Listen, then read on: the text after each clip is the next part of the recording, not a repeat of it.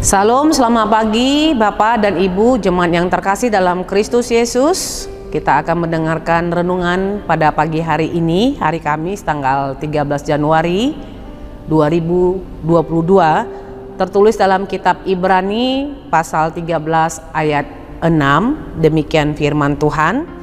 Sebab itu dengan yakin kita dapat berkata, Tuhan adalah penolongku, aku tidak akan takut.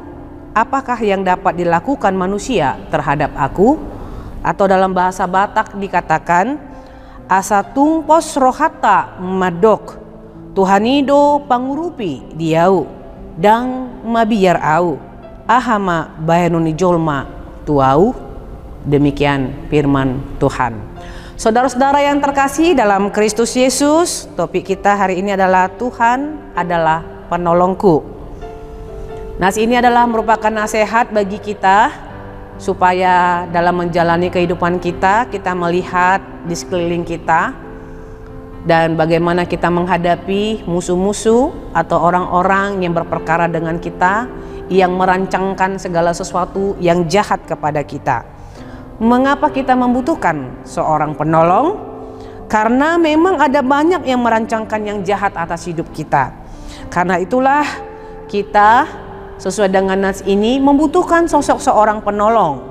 Dan seorang penolong yang seperti apakah yang akan kita pakai, yang akan kita andalkan untuk kita boleh sampai dan untuk boleh kita memenangkan segala rancangan yang dirancangkan oleh orang jahat kepada kita. Dalam nas ini dikatakan, sebab itu dengan yakin kita dapat berkata, dengan iman yang kita miliki, kita dapat berkata, Tuhan adalah penolongku. Ayo, Amang dan Inang, saudara-saudara terkasih, kita harus katakan dengan iman kita, Tuhan adalah penolongku. Dan firman Tuhan mengatakan, diberkatilah orang yang mengandalkan Tuhan, yang menaruh harapannya pada Tuhan. Setiap orang yang mengandalkan Tuhan, dia tidak akan takut lagi seperti apa yang dikatakan oleh nats kita ini. Tidak akan ada lagi rasa khawatir dalam diri kita, rasa khawatir, rasa takut dalam diri kita, karena kita tahu Tuhan akan menjadi penolong bagi kita. Dan Tuhan mengatakan kepada kita bahwa dakeanok si jagaho, katanya, bahwa mata Tuhan tidak akan pernah tertidur untuk senantiasa menjaga dan melindungi kita. Ketika Tuhan telah menjadi penolong bagi kita, apa yang bisa dilakukan oleh orang lain kepada kita? Manusia punya batas kekuatan, punya batas kekuasaan, tetapi Tuhan tidak akan pernah memiliki batas kekuatan ataupun kekuasaan. Karena itulah penolong satu-satunya yang kita harapkan dalam hidup kita ini untuk menjalani kehidupan kita adalah Tuhan Yesus Kristus yang menjadi juru selamat kita. Karena itu berharaplah kepada Allah, tetaplah bersandar kepada Dia, karena Dia adalah Tuhan yang hidup kekal sampai selama-lamanya. Tuhan menolong kita menjalani setiap hari-hari dan kehidupan yang Tuhan berikan kepada kita. Tetap semangat, Amang dan Inang menjalani hidup kita. Ayo tetap setia memakai masker, tetap mencuci tangan, dan menjaga jarak satu dengan yang lainnya. Tuhan Yesus memberkati.